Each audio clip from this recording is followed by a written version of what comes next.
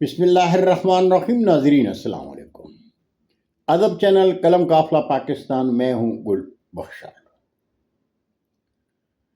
سخنوران جہاں شریک حیات سائمہ کلثوم کی طویل علالت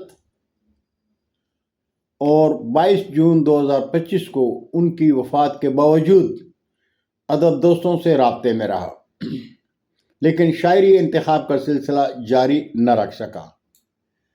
سائمہ کلثوم تعلیم یافتہ نہیں تھی، لیکن میری ادب دوستی کی قدردان تھی۔ بخشالی منزل میں مشاعروں میں شریک شعراء اور شاعرات کی میزبان تھی۔ سائمہ کلثوم نے اپنے 2 بیٹوں اور 1 بیٹی کی مثالی پرورش کی۔ آج میں اس کی اس مثالی تربیت اور پرورش پر فخر کر رہا ہوں۔ جو زندگی خدا نے لکھی تھی، وہ زندگی سائمہ کلثوم انتہائی خوبصورتی میں جی کر گزر گئی۔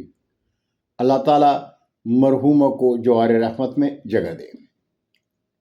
ناظرین، بدقسمتی سے 23 جون کی صبح 7 بجے میرے موبائل فون میں واٹس ایپ بند ہو گیا۔ واٹس ایپ بند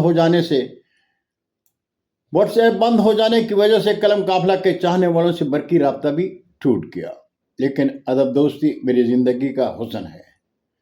میں ادب دوستوں سے رابطہ ٹوٹنے نہیں دوں گا جب تک زندگی ہے۔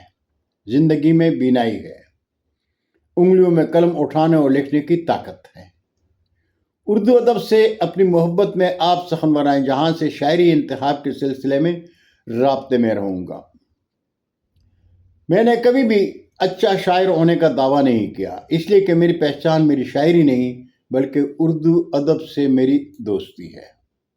میرے استاد محترم علامہ انیس لکھنوی انتقال کر گئے تو شاعری میں اصلاح کے لیے برقی رابطے میں جناب محترم سلطان سکون کے حضور برقی رابطے میں حاضر ہوا۔ سلطان سکون صاحب آج کل بستر علالت پر ہیں۔ ان کی صحت یابی کے لیے آپ سے طالب دعا ہوں۔ سخنوران جہاں 58 شعراء اور شاعرات کے کلام پر مشتمل انتخاب سوچ رت نومبر 2025 میں سینئر ترین شعراء اور شاعرات کے احترام میں پہلی بار شعراء کی ترتیب تاریخ ولادت کے حوالے سے ہے۔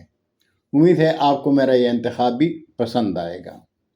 انشاءاللہ ہمارا اگلا انتخاب نعت بحضور سرور کائنات ہوگا۔ نعت انتخاب کے لیے زیادہ سے زیادہ 7 اشعار پر مشتمل نعت واٹس ایپ میں پوسٹ کر دیں۔ کلام کے نیچے نام، جائے مقام، تاریخ ولادت، فون نمبر اور ای میل ایڈریس اگر ہے لکھ کر پہلی فرصت میں ہمیں پوسٹ کرتے ہیں۔ بہت شکریہ۔ اللہ تعالیٰ ہم سب کو اپنے حفظ و امان میں رکھے۔ آمین ثم آمین۔